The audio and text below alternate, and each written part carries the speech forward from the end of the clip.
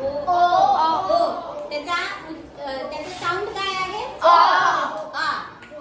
आता उच्चारत असताना हे सांगा काय आहे? हे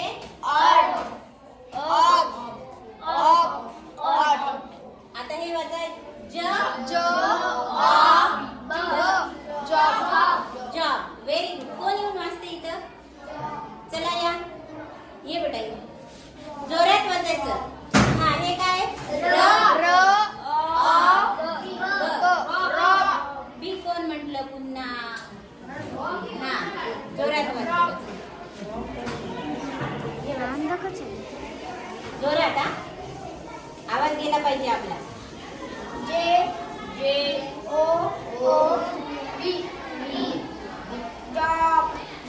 चला या, त्याला कोण बरोबर करणार?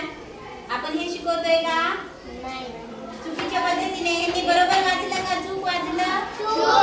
आता बरोबर जोरात वाचा त्याच्यापेक्षा. तिकडे आवाज गेला पाहिजे. हा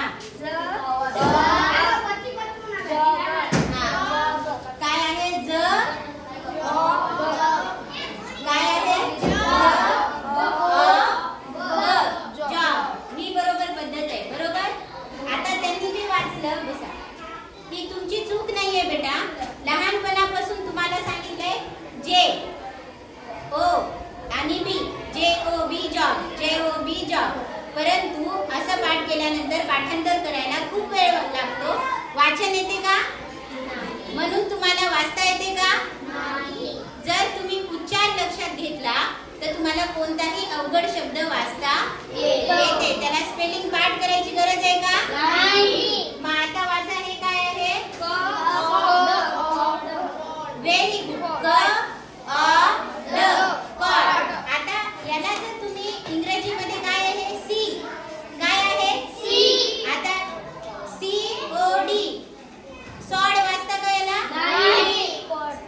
सी चा उच्चार काय आहे? क. सी चा साऊंड काय आहे? क. बरोबर. कॉर्ड. माझ्या मागे म्हणा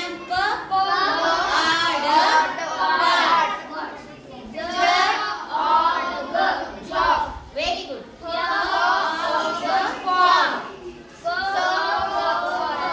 कोण म्हटलं आता? याचा अर्थ तुमच्या ब्रेनला सवय नाहीये, बुद्धीला. हळूहळू होणार. ठीक आहे. जेवढी प्रॅक्टिस कराल रोज वाचण्याची तुम्हाला लवकरात लवकर येईल वाचता. वाचा चला.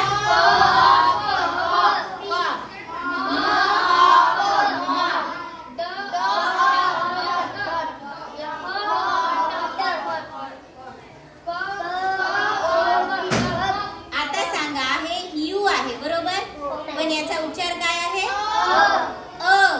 यू चा साऊंड काय आहे? यू चा साऊंड काय आहे?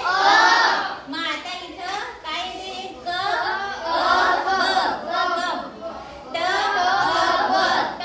पण स्पेलिंग काय बघा? TUB tub. बरोबर. पण आपण यू असल्यावर आपल्याला लिहिता येईल का त्याचं स्पेलिंग? त्याचा उच्चार काय आहे? हा. वाचताना आपण हे काय वाचतोय? टब. आणि लिहिताना TUB लिहितोय. त्याच्यामुळे तुम्हाला शब्दाचा साऊंड माहित असणं खूप गरजेचं आहे बेटा. आता हे काय? मड. बड. तसं हे काय? अग. बग.